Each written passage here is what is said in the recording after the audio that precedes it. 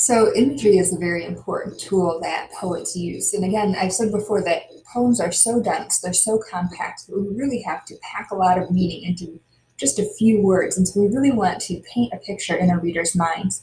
And that's what imagery does for us. And it really helps create a tone too.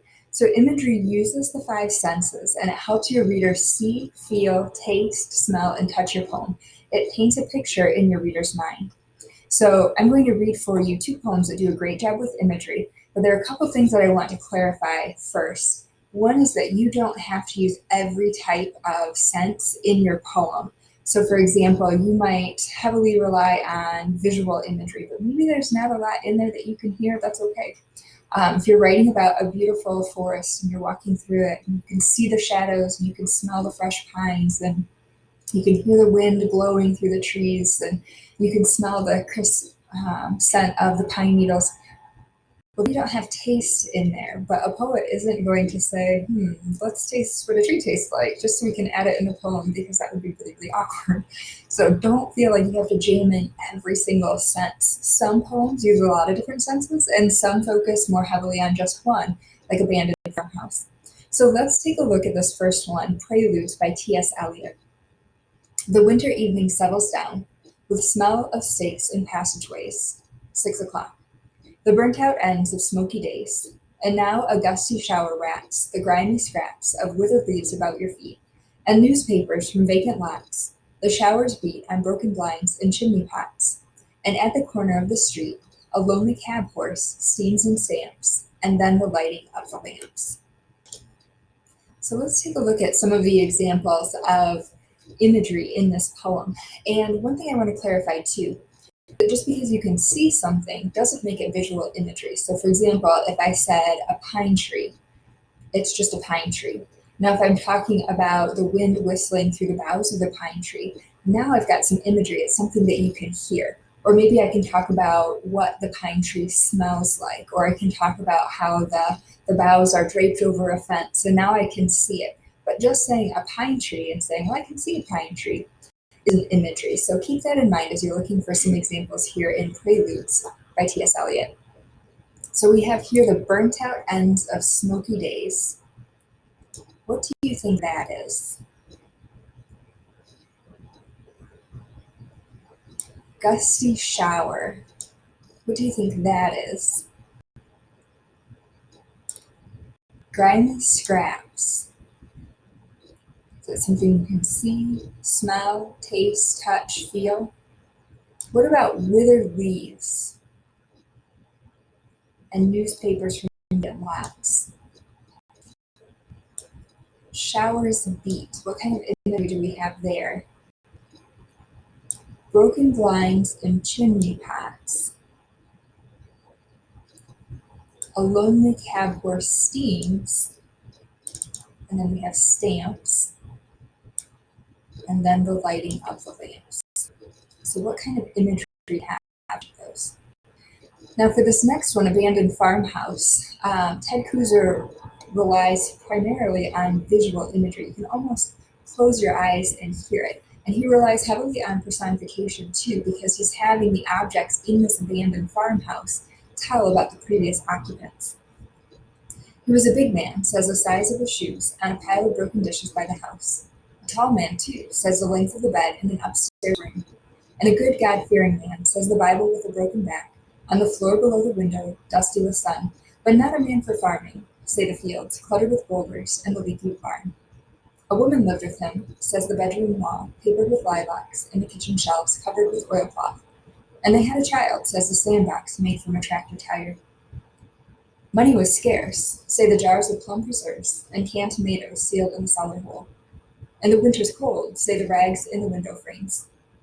It was lonely here, says the narrow country road. Something went wrong, says the empty house in the weed-choked yard. Stones in the field say he was not a farmer. The still sealed jars in the cellar say she left in a nervous haste. And the child? Its toys are strewn in the yard like branches after a storm. A rubber cow, a rusty tractor with a broken plow, a doll in overalls. Something went wrong, they say. And you can see through the imagery, we have a weed-choked yard, We have toys strewn in the yard like branches after a storm, and similes like this often help us create visual imagery. So this is something later on when you go to emulate a poem that you can choose to do too. So again, we're using personification, but then we also have a lot of imagery here. So your task is going to be to write an imagery poem. And the good news is there's a lot of freedom when it comes to writing poetry. The only thing I'm really looking for is to see that you're trying to put in the different senses. And again, you don't have to put in all five. You might rely most heavily on just one, and that's okay. You can see that Abandoned Farmhouse is a longer poem and it's broken into stanzas. Preludes is a shorter poem and it has some short lines and it has some longer lines. So you can really do this however you like. And your imagery poem, if you would like for it to be an emulation, you can do that. And you can see down here, I picked this picture to write about because I really liked this. I thought it was really interesting. I like the dilapidated barn and the grayish purple sky and then the lightning that's kind of stabbing down right behind the farmhouse. So I picked that one. Now, for this first one, I used a lot of imagery, but I also emulated T.S. Eliot's Preludes. You'll notice that the pattern is very similar. The structure is similar. My lines are similar. A lot of times I start my lines with the same words, but I still have a lot of imagery in it. The dusky purple clouds roll forward with a scent of rain in the breezes. Evening falls. The cool breezes usher in the storm. And now the thunder grumbles, the low growl of impatient anger waiting in the distance, and expectation. The lightning cracks nearby in brilliant palms and stabs the earth. The thunder roars in approval. The grasses whip and sway, and then the chaos of the night. And so again, that's very much like T.S. Eliot's poem, and you can choose to emulate your imagery poem if you would like. For the second one, I used the same picture, but it's not an emulation. I just wrote about what I could see, what I think that I would be able to hear or feel. And I use a lot of personification in here too, just like Ted Cruz did in Abandoned Farmhouse. The smell of a storm hangs in the air. Cool breezes blow, ushering in the roll of dark purple clouds, heavy with impatient rain. Thunder grumbles in the distance, and light breezes are chased away by gusty winds. Rain pelts the ground, slanted sideways. Lightning cracks, stabbing the earth with brilliant palms. Thunder roars in approval, while chaos reigns in the sky. So again, for this one, I chose to emulate another poem, but I have a lot of imagery in there. And then in this one, it's not an emulation, I just used a lot of imagery. I'm going to go ahead and show you how to write an imagery poem here in just a second. And you can write your imagery poem about anything, but I'm going to show you a couple pictures that might help you get started. And then I'll show you my poem, and I chose to actually write about a different picture. These are just for ideas. You definitely don't have to write about this. And these come from Todd and Brad Reed, and they're a father and son photography team from Ludington, Michigan. And they take a lot of pictures of lighthouses. And so remember, think about what you might smell, see, hear, taste, touch, and feel. But again, you might not use all of those senses. You might even just focus on one potentially. So I like this one because it looks to me almost like that wave is a hand and it's reaching out to grab the lighthouse. And I like the way you can see the birds off to the side and the sky is kind of this grayish, bluish, greenish color. And I thought this was really an interesting one. It kind of reminded me of the picture that I wrote about where there was that barn that had the lightning in the back. And I thought between the color of the sky and the cloud that's kind of streaked across and the lightning kind of stabbing down, I thought that would make a really good picture to write about too, if you're stuck. And you could write about the same picture that I wrote about.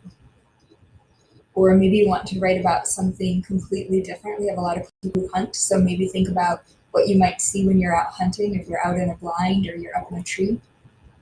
Or maybe think about being on vacation, being in the water, and look at all the colors in that wave there. And again, you certainly don't have to write about these pictures. These are just ideas to help you generate some ideas.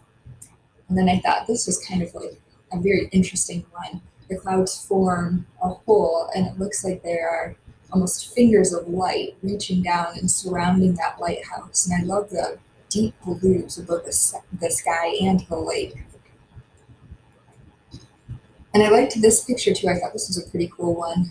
These birch trees that are lined up, and you can make a lot of comparisons to lined up like and throw in some similes there.